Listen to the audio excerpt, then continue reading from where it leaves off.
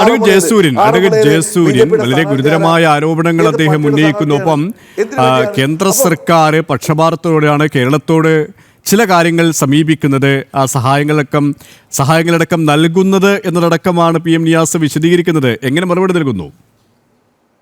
എയിംസിനെ സംബന്ധിച്ചിടത്തോളം അറിയാമല്ലോ, കേരളത്തിന്റെ ഏത് മൂലയിൽ, ഏത് ജില്ലയിൽ, ഏത് താലൂക്കിൽ എവിടെ എയിംസ് വേണമെന്ന് പറഞ്ഞാൽ അവിടെ കൊടുക്കാൻ തയ്യാറാണെന്ന് കേന്ദ്രം പല തവണ വ്യക്തമാക്കിയിട്ടുള്ളതാണ്.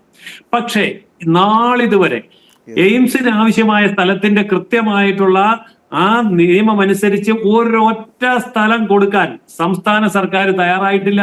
ഇവിടെ LDF-ഉം UDF-ഉം തയ്യാറായിട്ടില്ല. അത് കൊടുത്തിട്ട് വേണം തന്നില്ല എന്ന് പറയാൻ. ഞങ്ങൾക്ക് കൊടുക്കാനുള്ള ഇത്രയേ ഉള്ളൂ, അങ്ങോട്ട് എയിംസ് തന്നേരെന്ന് പറയാൻ അങ്ങനെ കൊടുക്കാൻ പറ്റുന്നതല്ല എയിംസ്. കാരണം എയിംസിന് അതിൻ്റെതായിട്ടുള്ള നിയമങ്ങളുണ്ട്. അതേപോലെ തന്നെ ഈ പറയുന്ന വടക്കേ ഇന്ത്യയിലെ കാര്യങ്ങളൊക്കെ താങ്കൾ പറഞ്ഞല്ലോ. ഞാൻ ചോദിക്കട്ടെ, അവിടെയുള്ളവരൊക്കെ എന്നാ പൊട്ടന്മാരും വിഡ്ഢികളുമാണോ? അവിടെ അങ്ങനെ ആയിരുന്നു, നിങ്ങൾ പറഞ്ഞതുപോലെ തന്നെ നടന്നതാണ് സംഭവമെങ്കിൽ അവിടെയുള്ള ആൾക്കാർ BJP-യെ തോപ്പിച്ചു കളയണ്ടേ? അവിടെ ജനാധിപത്യം ഇല്ലേ? കോൺഗ്രസ് ജയിക്കുമ്പോ ഒക്കെ വലിയ ജനാധിപത്യമാണെന്ന് പറയുമല്ലോ, BJP തോക്കുമ്പോഴൊക്കെ ജനാധിപത്യത്തിന്റെ വിജയമാണെന്ന് പറയുമല്ലോ.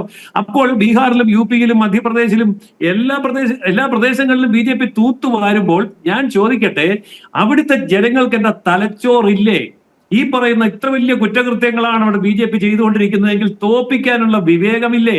അപ്പോൾ സത്യം എന്താണെന്ന് ചോദിച്ചാൽ ഈ കാര്യങ്ങളൊക്കെ ജനങ്ങൾക്കറിയാം, ജനങ്ങൾ തീരുമാനമെടുക്കുകയും ചെയ്യും. ഒറ്റ കാര്യം ഞാൻ ചോദിക്കട്ടെ, ഇപ്പൊ ഇലക്ഷന്റെ സമയമല്ലേ, BJP എന്ന് പറയുന്ന രാഷ്ട്രീയ പാർട്ടിയിലേക്ക് ഒഴുകി എത്തുകയല്ലേ കോൺഗ്രസും CPM-ഉം?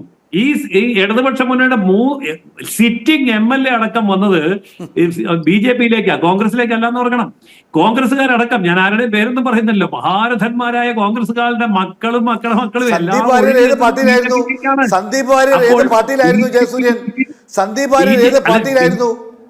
അതെ ഞാൻ പറയുന്നത്. ഈ പറയുന്ന രീതിയിൽ ഇവരെല്ലാം ഒഴുകി എത്തുന്നത് BJP-യിലേക്കാണല്ലോ. അപ്പൊ BJP-ക്ക് ഇവിടെ വോട്ട് കൂടുകയാണല്ലോ. ഓരോ ഇലക്ഷൻ കഴിയുമ്പോഴും BJP വോട്ട് കൂട്ടിക്കൊണ്ടിരിക്കുകയല്ലേ, BJP മുന്നോട്ട് വന്നുകൊണ്ടിരിക്കുകയല്ല, തകർന്നു വീഴുകയല്ലോ. തകരുന്നതാരാ? അത് ഇവിടുത്തെ LDF-ഉം ഇവിടുത്തെ UDF-ഉമാണ്. അതുകൊണ്ടാണ് നിങ്ങൾക്ക് SDPI-യും PFI-യും ഒക്കെ ചേർത്ത് പിടിക്കേണ്ടി വരുന്നത്. തെക്കേ അറ്റത്ത് കോൺഗ്രസിന്റെ ആണെങ്കിൽ വടക്കേ അറ്റത്ത് LDF-ന്റെ. അങ്ങനെ അങ്ങോട്ടും ഇങ്ങോട്ടും LDF-നെയും കോൺഗ്രസിനെയും സംരക്ഷിക്കുന്നത് വർഗീയ തീവ്രവാദ ശക്തികൾ. എന്നിട്ട് അവരെ സ്വർഗീയമാക്കി മാറ്റുന്ന ഇടത് വലത് മുന്നണികൾക്കെതിരെയുള്ള കൃത്യമായ വിധിയെഴുത്താണ് ഈ വരാൻ പോകുന്നത്. അതാണ് ഈ പ്രകടന പത്രികയിലൂടെ ജനം അംഗീകരിക്കാനും പോകുന്നത്.